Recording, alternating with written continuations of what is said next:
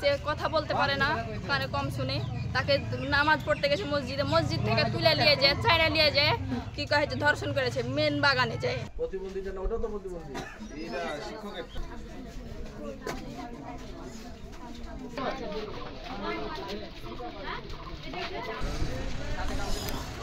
আয় আয় আয় সবটা দিতে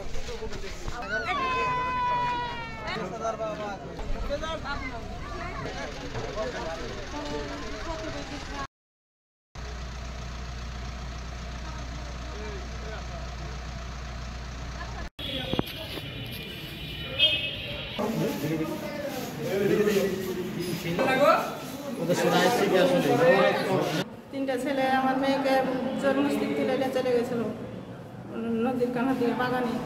কখন এটা? আম বাগানে গত রাত্রে। কটার দিকে মোটামুটি? যে 8:30টার দিকে। আচ্ছা, তারপরে নিয়ে যে ধর্ষণ করছে। এটা বুঝতে পারলাম কিভাবে? বুঝতে পারলো নামাজ পড়তে যে বাড়ি আসেনি তখন ঘুরে বেড়াচ্ছে, ঘুরে বেড়ে না পায় জায়ের বাড়ি দিয়ে ঘুরে বেড়ে না পায় বাগানের দিকে ঘুরতে গেছি, পেয়েছি। তো ওরাকে ধরতে পেরেছেন কারা? ছেলেরা আমাদের গ্রামেরই। ওদের বয়স কত করে? একটা বিহাদারি আর দুটা ছোট। ওদের নাম জানেন? বলেন তো, নাম কি? একটা সাকফাত, একটা রহমান, একটা বাবু। বিয়াদারিটার নাম কি? সাকফাত। এখন ওরা কি থানা পুলিশকে জানিয়েছেন? আপনারা পুলিশকে জানিয়েছেন? আমরা জানাইনি, এখন গ্রামের মানুষ জানাচ্ছে কি বলতে পারবো না। জানাইছে। আর ওইগুলোকে ধরতে পেরেছেন আপনারা? ধরা হয়েছে? ধরে বাড়িতে আছে। এখন কি আপনার মেয়ে যে ঘরে, আপনার মেয়ে কি স্কুলে যায়, পড়াশোনা করে? যাই সবারই সঙ্গে। মানে কি আপনার মেয়ে কি স্বাভাবিক না কি? মানে আমার মেয়ে কানে কম শুনে আর কথা ভালোভাবে বলতে পারে না।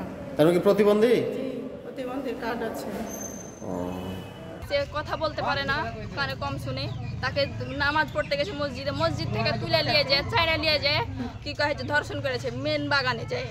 আমরা এখানে মানে আমার আম্মা সব বাড়ি ঘর সব ঘোরাঘুরি ঘুরতে পাইনি। তো আমার ওই এক চাচাকে বললো যে ভাই আপনি একটু দেখেন তো বাগানের দিকে যায়। আমার চাচা বসেছিল, বসে থেকে দুইটা ছেলে এদিকে চলে গেল।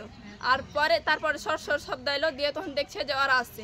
যেমন লাইট মেরেছে, আমার বড় আব্বা জানি না যে ওরাই।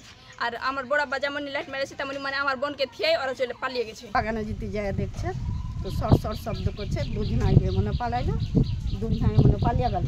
আর দুজনা ওই পতিনকে দিয়ে আসছে তখন ওকে ছেড়ে দিয়ে মানে হাত ভাত লাইট মেরেছে, ওকে ছেড়ে দিয়ে তখন এমনে পালাচ্ছে। যেটা মেয়েটা ঢোঁড়াঢোঁড়ি করছে, ঢুঁড়ে পাইছে না, এরা কিন্তু গামছা মুখে বেঁধে ভাড়া করলে পালিয়ে মাঠের দিকে অনেক মাঠে ঢুঁড়েছে। ঢুঁড়ার পর তখন মানে তোরা ছুটে আসলো, এরাকে দেখে তোমরা ছুঁয়ে পালিয়ে গেছে, ভোরে ধরা হয়েছে। তো যাই এটার একটা সুষ্ঠু বিচার চাই, সুষ্ঠু তদন্ত চাই। ধর্ষণ করছে মানে মেয়েও স্বীকার করেছে, ছেলেরা স্বীকার করেছে, ধর্ষণ করেছি আমরা চাই, সুষ্ঠু বিচার চাই একটা।